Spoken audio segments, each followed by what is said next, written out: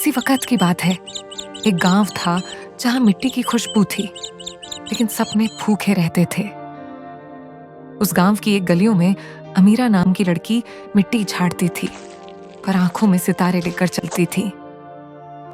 अमीरा सुबह के उजाले में झाड़ू लगाते हुए गांव के रास्ते साफ करती है। बच्चे खेल रहे होते हैं, पर अमीरा के चेहरे पर थकान और उम्मीद दोनों झलकते हैं। जिसे सब भूल गए हों, वो अपनी जिंदगी में सब याद रखकर चलता है। अमीरा भी उन्हीं में से थी। मिट्टी ही मेरी चादर है, मगर ख्वाब चमकते हैं। एक पुरानी बेकरी के पास अमीरा देखती है लाल रंग की बिल्ली लाली को कचरे के डिब्बे के पास।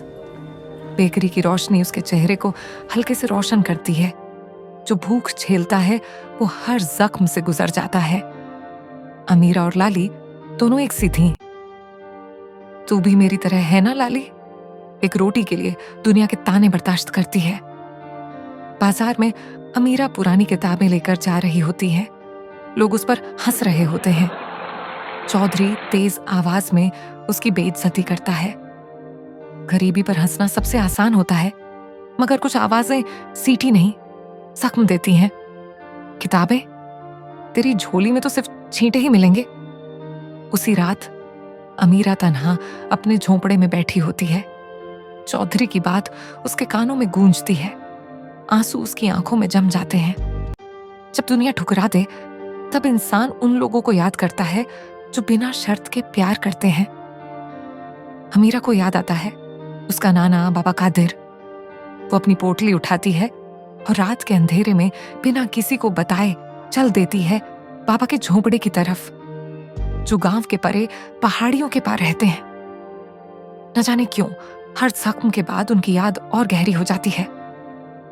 पहाड़ी के रास्ते चढ़ती अमीरा बाबा के झोंपड़े तक पहुंचती है। बाबा चिराग के साथ इंतजार कर रहे होते हैं। बचपन में सुनी कहानियां जब जख्म भरने लगे, समझ लो कि राह सच में जादू से भरी है। जिन्हें सब भूल जाते हैं, उनके लिए आसमान रास्ता बनाता है। बाबा कादिर अमीरा को एक पत्र देते हैं, एक पुराना नक्शा जिसमें नूर की गुफा का जिक्र होता है। बाबा कहते हैं कि ये रास्ता उस दिल तक ले जाता है जिसे लोग भूल चुके हैं, और शायद उस नसीब तक भी। रास्ते सिर्फ मंजिलों तक नहीं जाते, कुछ रास्ते अंदर के अंधेरों तक भी जाते हैं। अमीरा जंगल के रास्ते चल देती है।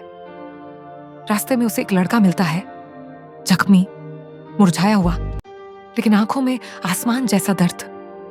यह है जरून। उठो, हिम्मत करो, तुम्हारे जैसे लोग कभी हार नहीं मानते। मैं तुम्हें बाबा से मिलवाती हूं। बाबा दोनों से मिलते हैं, जरून के जख्म पर मरहम लगाते हैं। बाबा कहते हैं कि नूर की गुफा सिर्फ उस इंसान के लिए खुलती है जिसका दिल सच्चा हो। जब दो टूटे हुए दिल मिलते हैं तो गुफाओं में रोशनी जगती है। तुम दोनों अलग अलग जिंदगियों के राही हो, मगर मंजिल एक ही है। उधर गांव में चौधरी को पता चल जाता है कि अमीरा जंगल के रास्ते किसी जादुई गुफा की तलाश में निकली है। वो दो लोगों को भेजता है उनका पीछा करने के लिए। जो कभी खुद रोशनी तक नहीं पहुंचा, वो चाहता है कि दूसरे भी अंधेरे में रहें। अगर वो लड़की वापस आई तो सिर्फ मेरी शर्तों पर। लाली, वो बिल्ली, फिर से दिखाई देती है और दोनों को एक छुपी गुफा तक ले जाती है। जारून और अमीरा गुफा के अंदर देखते हैं एक जादुई बर्तन, जिसमें जारून को अपना ताज और अमीरा को अपनी मां दिखाई देती है। दोनों का ये गुजरा हुआ वक्त था। जारून कहता है, अमीरा गुजरे हुए वक्त को भुलाकर अब आगे बढ़ना है नई रोशनी और उम्मीद के साथ। चौधरी अमीरा और जरून को लौट कर देखता है, लेकिन अब अमीरा की आंखों में रोशनी है, आवाज में ताकत। लोग उसके पीछे खड़े होते हैं। चौधरी का असर खत्म हो चुका है। जो सच्चा हो उसे कभी कभी वक्त लगता है जीतने में, लेकिन वो जीतता जरूर है। अब सिर्फ मेरी रोटी नहीं, मेरी इज्जत भी मेरी है। अमीरा और जरून मिलकर बाबा की जगह एक छोटी सी बेकरी बनाते हैं, जहां अमीरा और जरून आटे से ब्रेड बनाते हैं। लाली उनके बीच में घूमती है, एक मुस्कान के साथ। बादल के उस पार सिर्फ रोशनी नहीं, वो मोहब्बत होती है जो दर्द के साए में पैदा होती है।